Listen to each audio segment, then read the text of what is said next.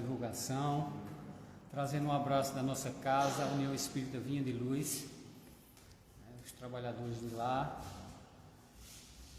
E nós fomos convidados e nos foi direcionado o tema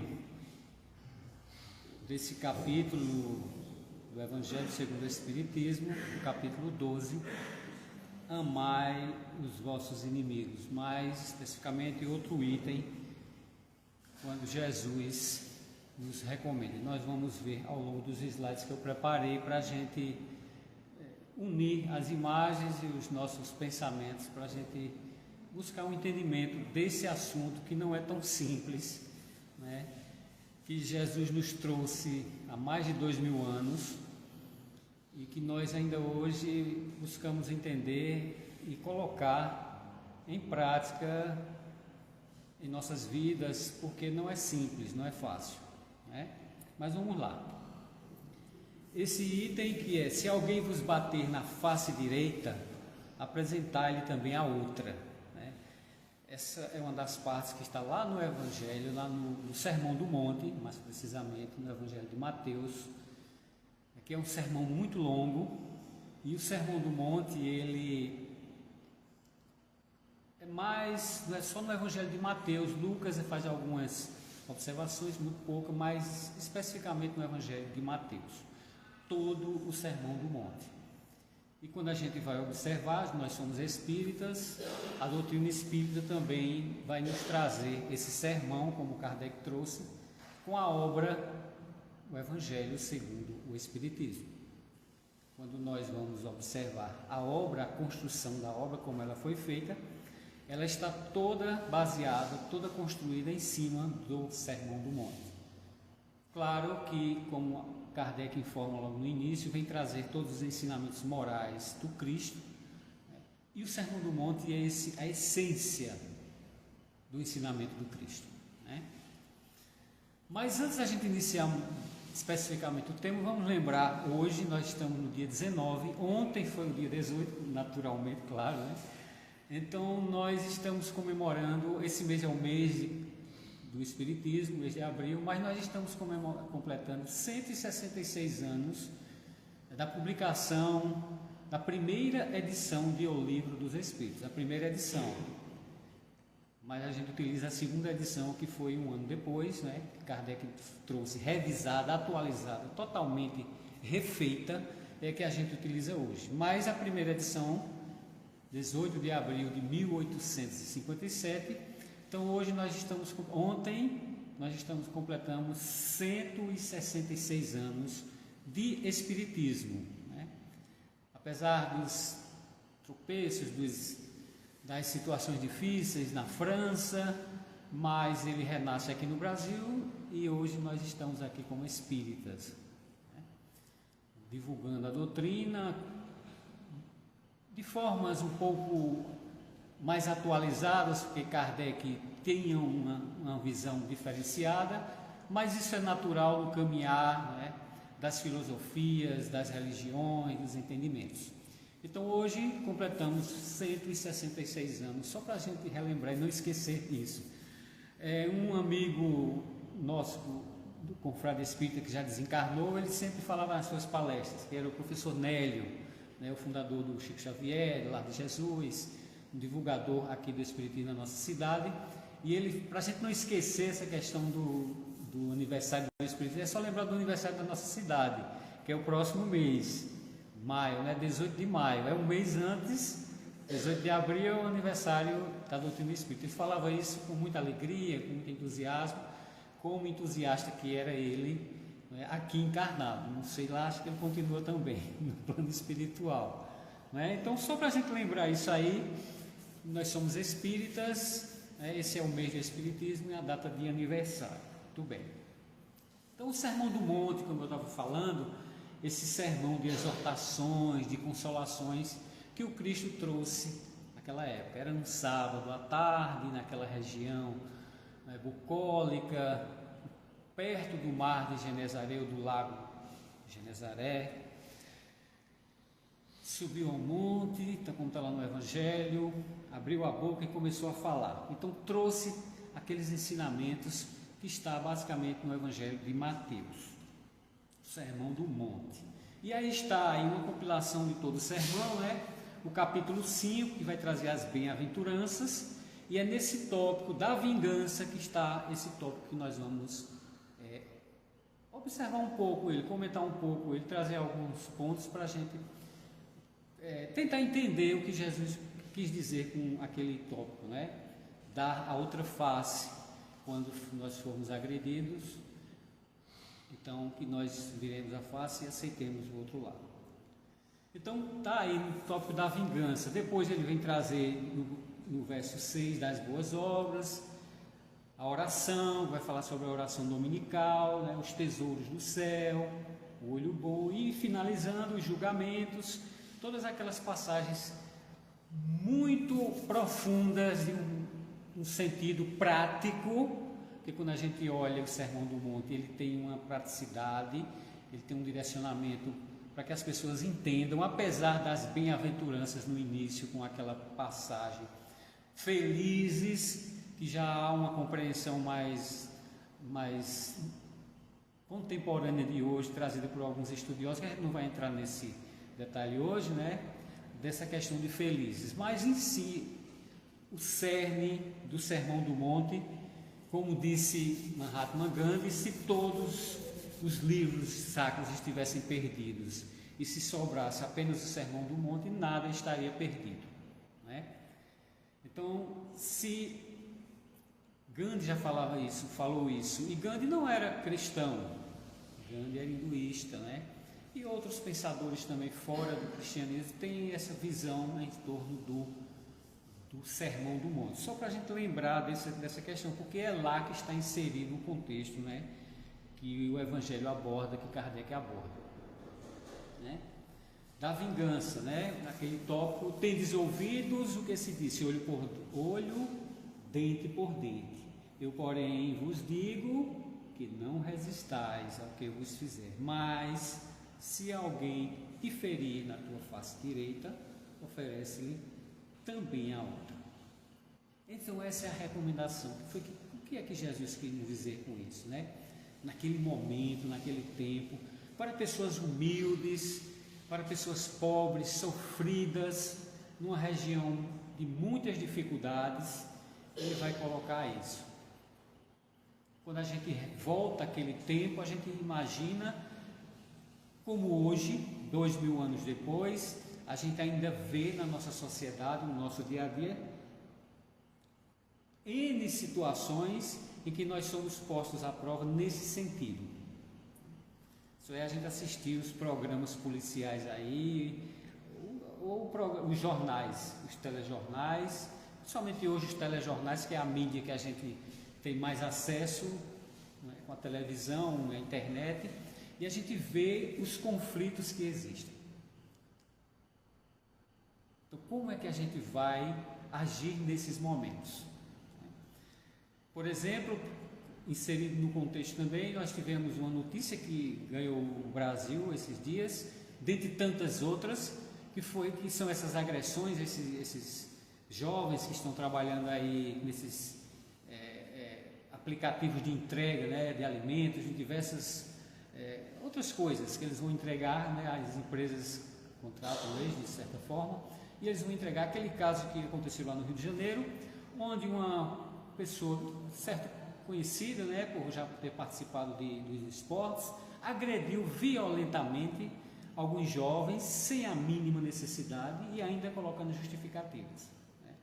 Então, um exemplo muito drástico esse, mas dentre muitos que existem, a gente vê que tem inserido nesse contexto. Então, como nós vamos reagir diante de situações como essa? Viremos a face, aceitaremos, porque se eles tivessem, de certa forma eles fizeram isso, né, os agredidos, as vítimas, mas procuraram também se defender da forma mínima possível para não serem colocados como agressores, porque na nossa sociedade os mais fracos, os pobres, e principalmente os de cor, esses são colocados como os agressores. Independente da situação, são primeiro colocados como os agressores. Mas a situação mostra que eles procuraram agir de uma forma para não fazer com que o caso tornasse mais, de uma forma mais violenta, né? Eles procuraram se defender minimamente. Mas o caso ganhou, né, o público, e tinha que ganhar mesmo, porque isso não nos cabe, a gente não aceita mais isso hoje em dia, né? Ou seja, será que nós não aceitamos? Será que nós em algumas situações não agiríamos da mesma forma? Será que nós já estamos nessa condição, né? Nós nos indignamos com as situações, sabemos que não é correto, mas muitas vezes, em muitas situações, a gente também quer ser aquele agressor. Quando a gente vê também, através das mídias, eu já me peguei muitas vezes, particularmente eu confesso isso, assistindo esses programas que não é nem para a gente assistir, mas infelizmente a gente diz que é levado, não sei, né? E a gente se revolta com certas situações de alguns agressores, de marginais contundentes, né? Que a gente se revolta e quer que tenha uma punição séria com aquele indivíduo. E a gente fica ali vibrando de maneira até também violenta, mesmo longe no nosso cantinho, sentado à frente da televisão, e a gente vibra ali: você vai pagar, seu miserável, seu isso e aquilo. Então, como é que nós estamos? Será que nós não estamos naquele mesmo nível, né? Dependendo da situação, nós poderíamos agir da mesma forma. Mas Jesus recomenda isso. E esse capítulo do Evangelho, ele vem trazer esses ensinamentos de nós amarmos os nossos inimigos, né? Amarmos os nossos inimigos. Vejam, Jesus fala isso há 2000 anos, e nós imaginávamos, naquela época, a gente pode entender porque as situações difíceis, a cultura ainda, a gente não pode dizer atrasada hoje em dia, porque não se é mais atrasada, mas ainda no nível de entendimento, ainda faltava muitas leis, muita educação formal, né, para que aquele povo chegasse a um patamar de entendimento, de visualização da sociedade, da vida como um todo, diferente de nós hoje, um mundo muito, muito mais complexo. Então nós imaginávamos ou imaginamos que hoje nós estamos melhores do que naquela época, na questão moral, mas não estamos muito por aí, né? Então hoje também se encaixa esses ensinamentos, da mesma forma que naquela época, né? Amar os nossos inimigos. É fácil? Não é fácil, mas a doutrina espírita compreende isso, o Evangelho, e nos traz os entendimentos através dos conceitos espirituais, da imortalidade, da reencarnação, do aprimoramento espiritual em que nós estamos inseridos nessa caminhada como seres, indivíduos que somos. Então nós, ao analisarmos esses ensinamentos, nós ficamos mais tranquilos. Nesse sentido, a gente realmente tem que amar os nossos inimigos, porque senão dificilmente a gente vai aceitar. Quando a gente tem esse direcionamento, esse entendimento, a gente abranda e a gente aceita e a gente busca seguir, busca caminhar dessa forma. Continuando lá no Evangelho, Kardec vai pensar do Sermão do Monte, o capítulo 5, do versículo 38 ao 42, que é justamente aquele da vingança, que vai tratar desse tópico, né? Se alguém bater na nossa face direita, que apresentemos a outra.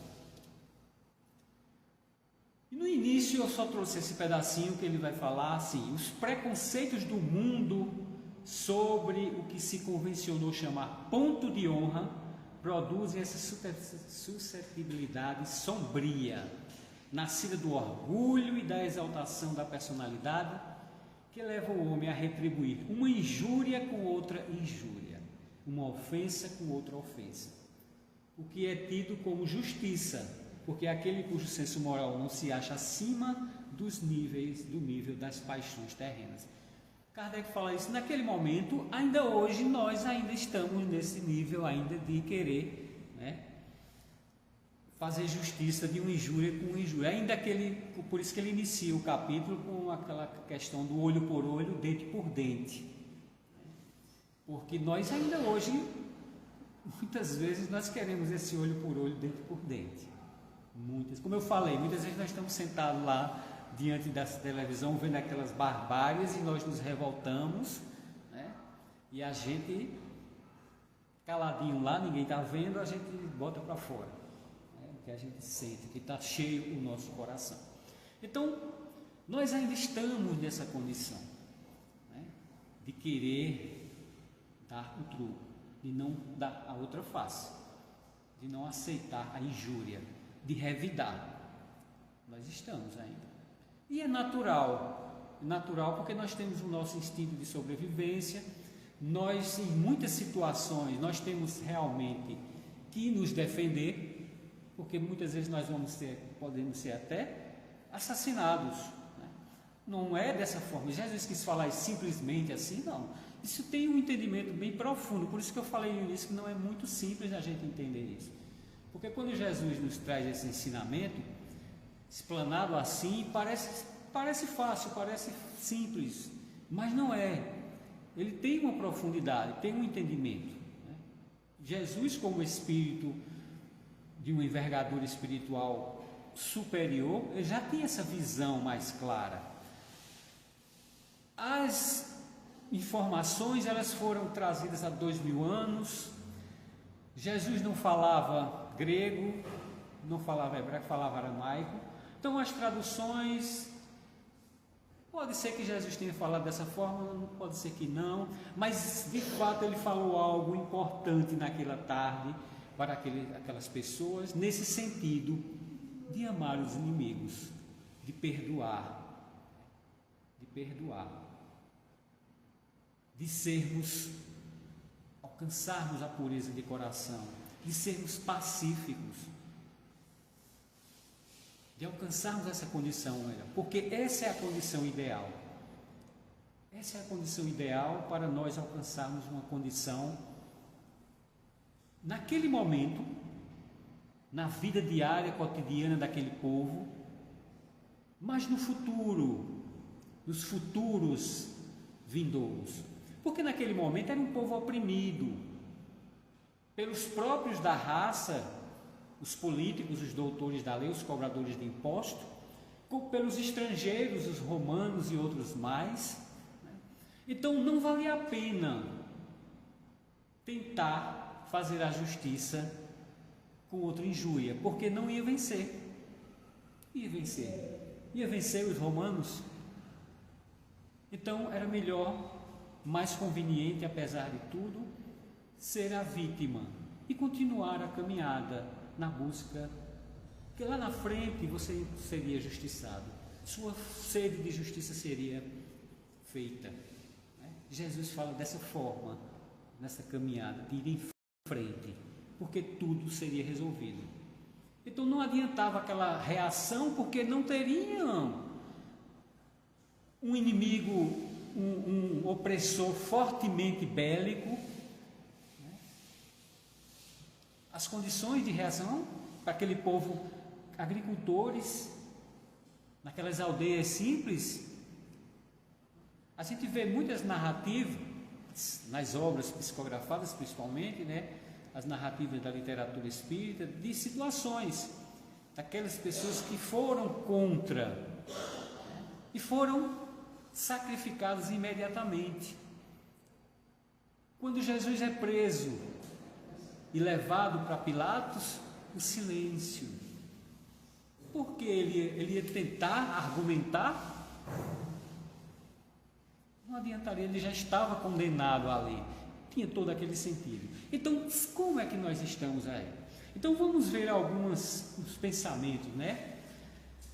Aí eu trouxe algumas imagens que eu copiei de algumas pessoas, mas muito interessantes. Nesse sentido aí, muitas vezes a gente não pode, se fosse uma luta, um esporte, você tem que reagir, né?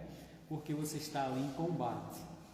Né? O combate do dia a dia é diferente, em várias situações, várias possibilidades, então há umas que você tem que manter a serenidade, mas independente disso. Então no livro Nascente de Bens, Joana de Ângeles, ao tratar o problema da irritabilidade que nós temos essa situação, essa condição ainda, nos diz que a criatura humana, na atualidade, tende a encontrar-se sempre armada, numa posição defensiva, aguardando um motivo real ou imaginário para colocar para fora a sua agressividade. Todos nós.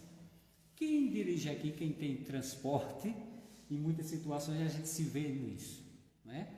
Quantas vezes nós nos irritamos com bobagens no trânsito, com um que passa, dá uma cortada na frente, freia de repente, né? E aquelas situações normais do trânsito.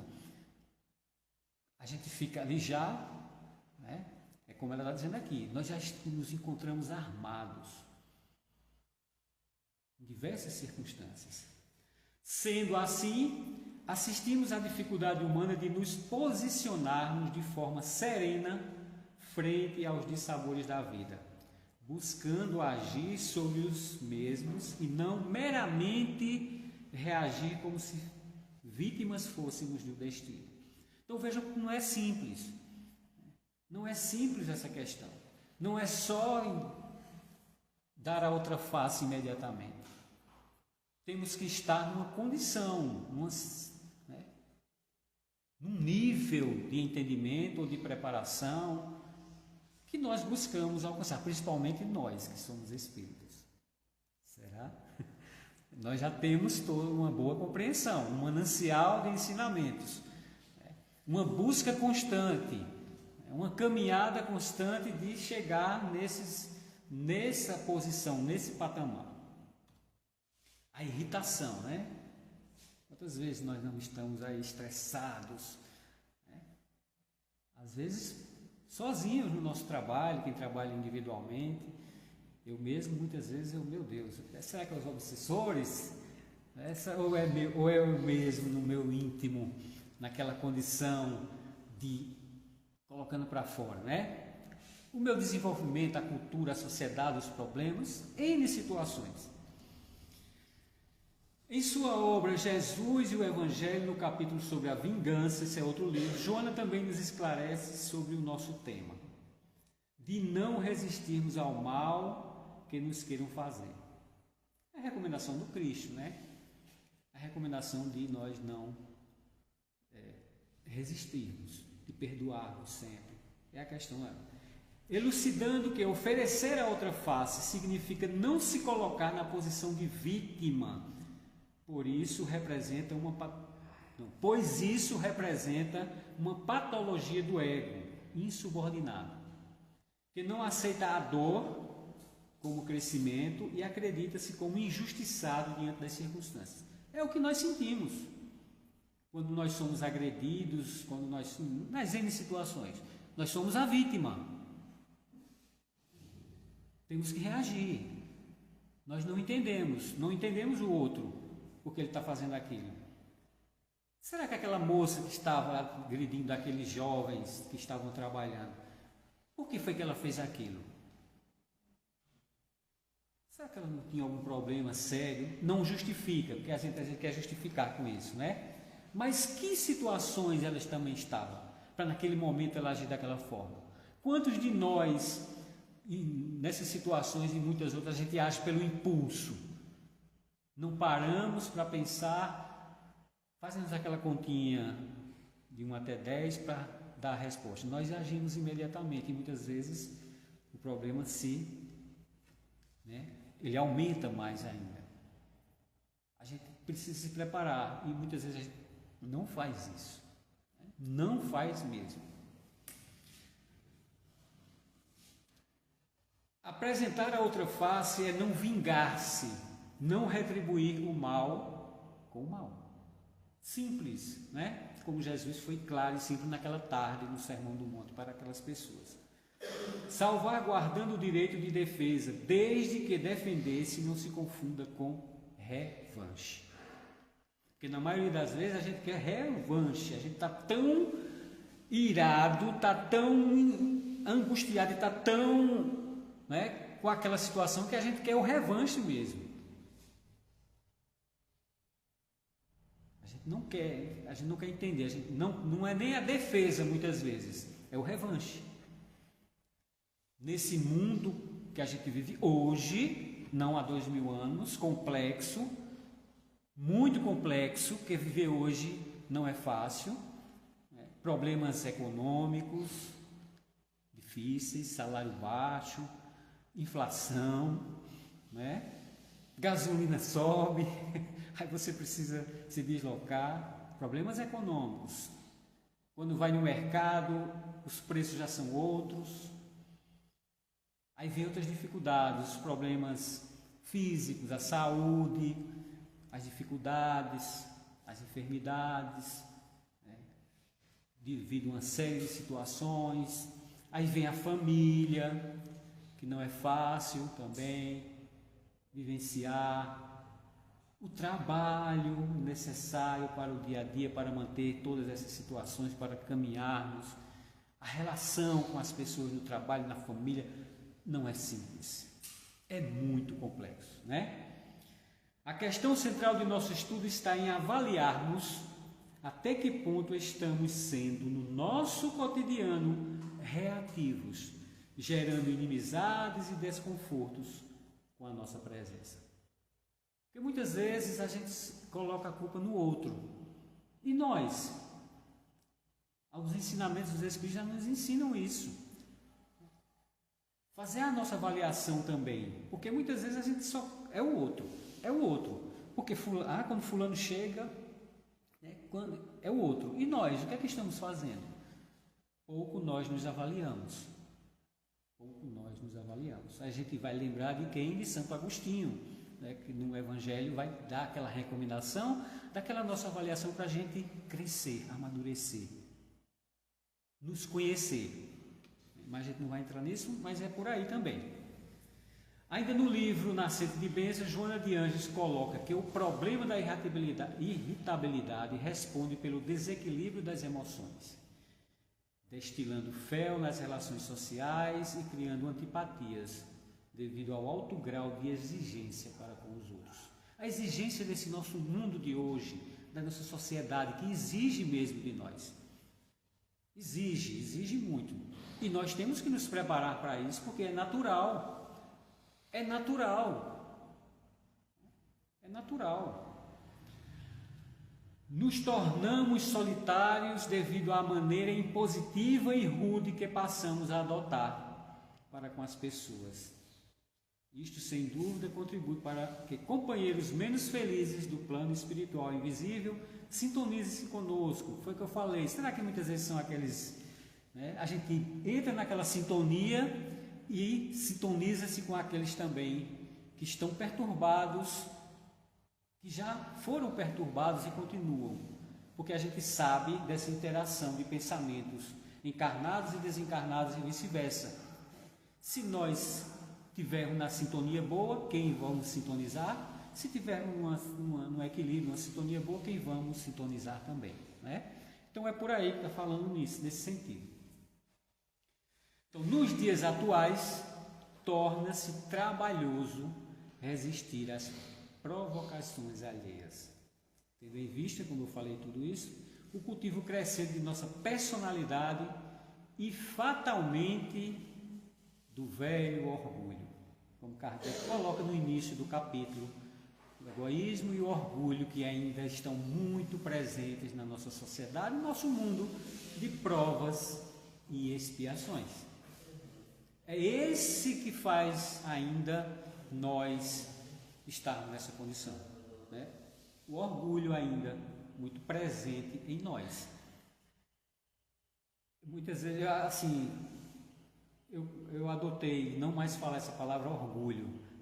Talvez seja tolice, mas a gente vê ainda as pessoas que não têm essa compreensão como nós espíritas, e muitas vezes em situações de alegria, situações que vão fazendo certos elogios, as pessoas fazem, eu estou muito orgulhoso, né? Porque fulano, porque meu filho, porque isso, porque aquilo. Aí nós que já temos entendimento dessa questão, a gente fica... Mas é a falta da compreensão, porque o orgulho ele não é uma virtude. O orgulho não é virtude, são vícios. Então a gente fica ainda, né, colocando ele como se fosse algo positivo, algo bom porque alcançou certa condição. Não é por aí. Somos assaltados diariamente com sugestões de falsa superioridade e ilusória vaidade, que nos cegam o discernimento. Isso é tudo Joana que está falando lá no livro, né? Mas realmente é o nosso orgulho ainda, o egoísmo, a vaidade. Quantas vezes nós nos achamos, eu sou melhor, eu sou... Isso, de certa forma, isso é importante. É importante você ter autoestima, porque senão você também não vai vencer as dificuldades, você não vai caminhar com fortidão, vou colocar essa palavra assim, né, para alcançar seus objetivos. Você tem que ter, né, essa autoestima, mas entender essa autoestima não com essa questão de vaidade. E é o que as empresas hoje, as grandes empresas, né, fazem com os seus funcionários. Trabalhos com a neurolinguística, com pessoas coaches, e aquelas pessoas que têm uma visão de alguns problemas, que podem colocar ideias, incentivar as pessoas a sua autoestima, não é a vaidade, para que elas possam alcançar seus objetivos, nas vendas, no trabalho, em diversas circunstâncias. Então, parece um contrassenso isso, mas não é.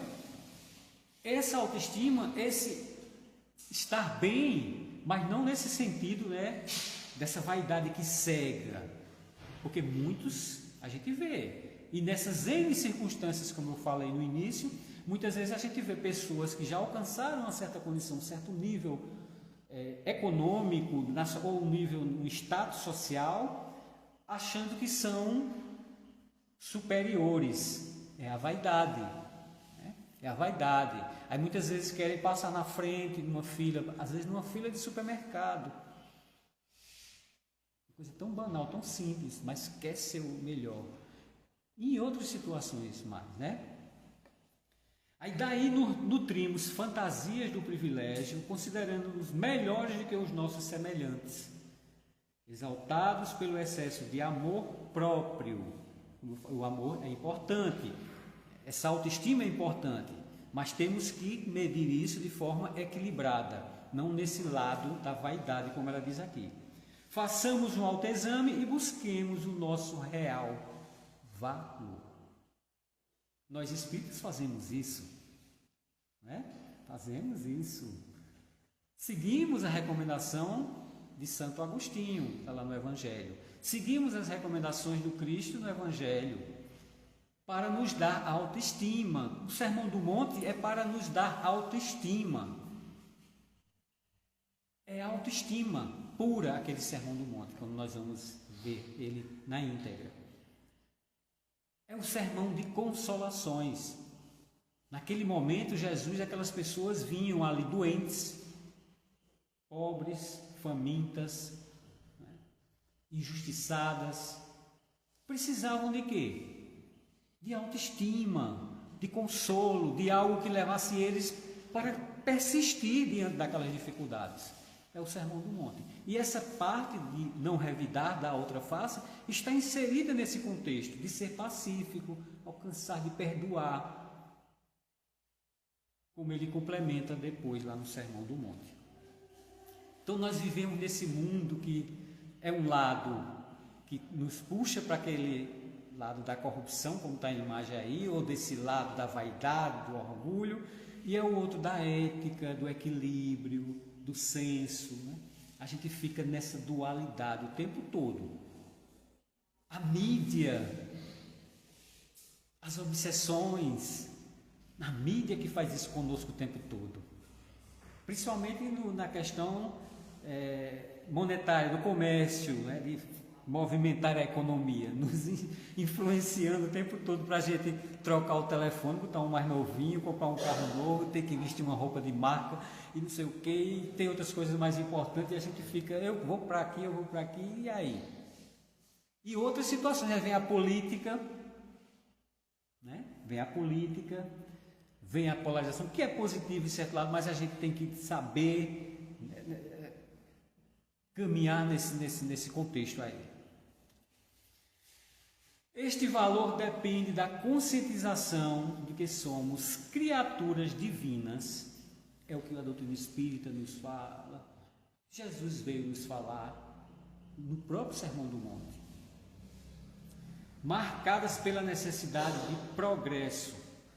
Com isso, muitas vezes, os golpes desferidos pelos nossos irmãos de jornada são sinalizadores da nossa necessidade de mudança interior, de nossa reformulação de posturas e de atitudes.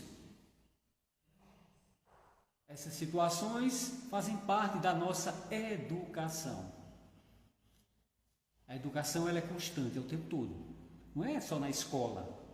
A escola é a educação formal, é o ensino. Ensino de português, de matemática, de outras coisas. Também é educação em algumas coisas, mas principalmente no dia a dia com a família. É isso. Né? Para isso é preciso estarmos dispostos a assumir a crítica externa de que não reagir seria sinal de covardia.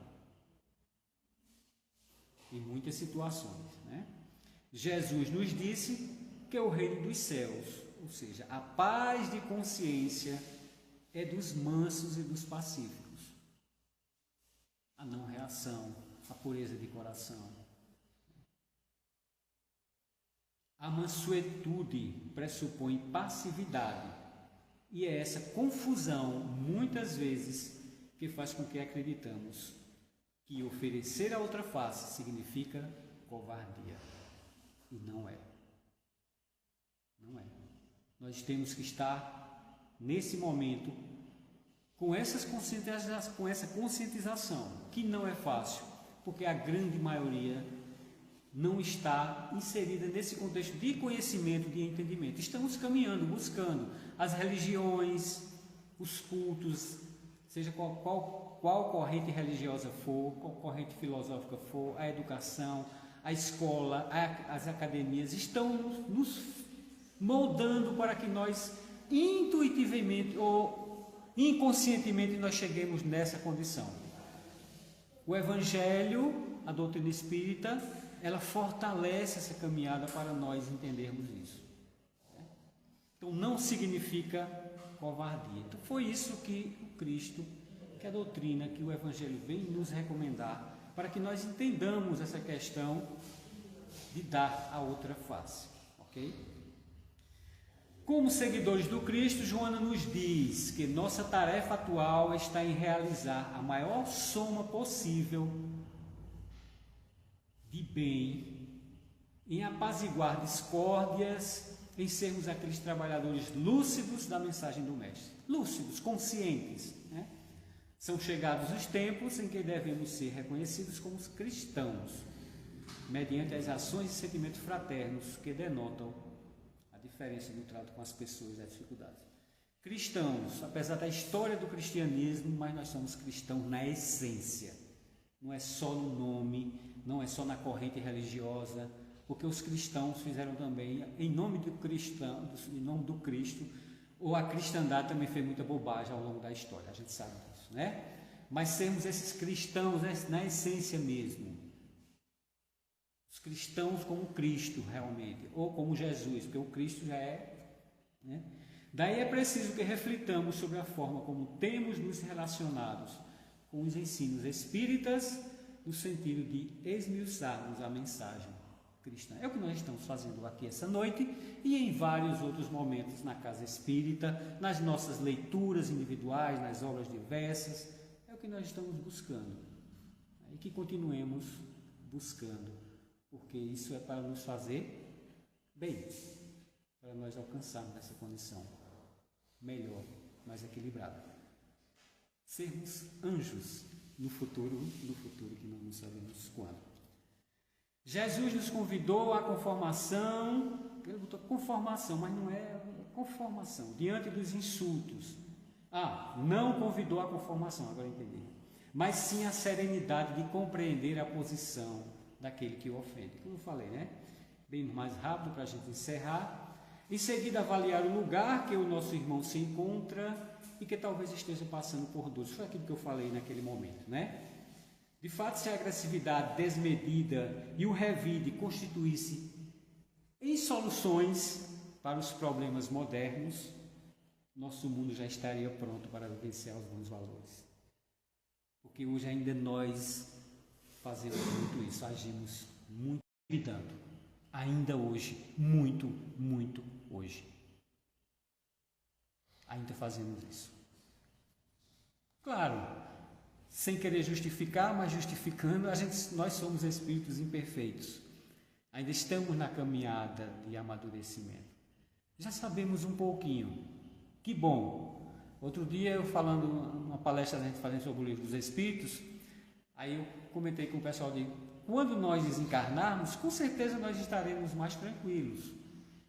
Na dimensão espiritual nós estaremos mais lúcidos, nós que somos espíritas, nós que buscamos. Eu tenho esse entendimento, sabe? Que nós não vamos estar lá assim, atordoados, sem saber de nada, como muitos espíritos que a gente nas reuniões mediúnicas, o que está acontecendo, meu irmão? E ele, eu não sei onde eu estou, eu não sei o que aconteceu. Eu acho que nós não estaremos assim, porque nós estamos pensando, buscando essa compreensão, caminhando nesse sentido. Então, com certeza nós teremos um certo merecimento e pelo conhecimento esperamos que nosso coração esteja alcançando essa condição, como Jesus disse, né, lá no Sermão do Monte. Estamos longe, mas nesse momento eu creio que nós todos aqui estaremos mais despertos. Eu espero que sim, eu penso que sim. Então é isso que nós vimos nessa noite, nessa questão aí de dar a outra face. Esse estudo, vimos aí. Uma boa noite. Precisamos mudar, ainda tem mais alguma coisa, mas nós vamos pular aqui. Se alguém bater a outra face, que demos a outra, tenhamos essa compreensão, estejamos prontos para isso, porque não é simples, é muito complexo. Uma boa noite e até a próxima.